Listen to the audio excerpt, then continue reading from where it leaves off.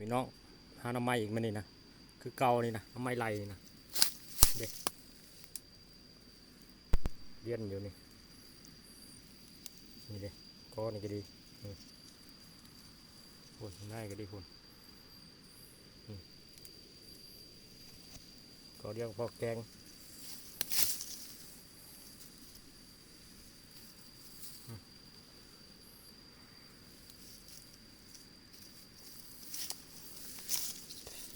นี่เด็กนี่เด็กโอ้ยทำเสียวหน่อไม้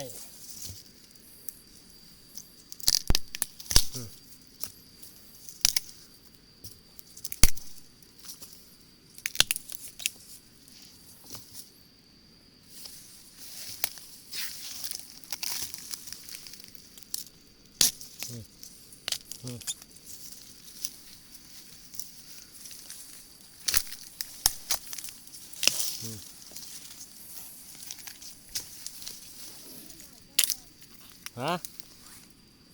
นี่ก็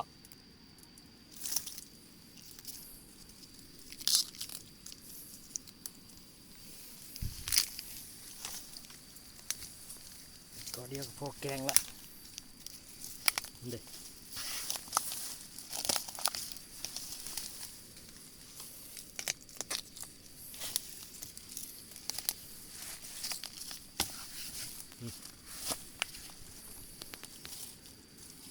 ก็เดียว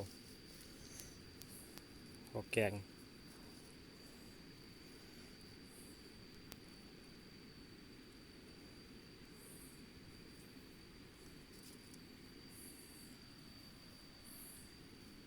ฝากติดตามไปเด้อช่อง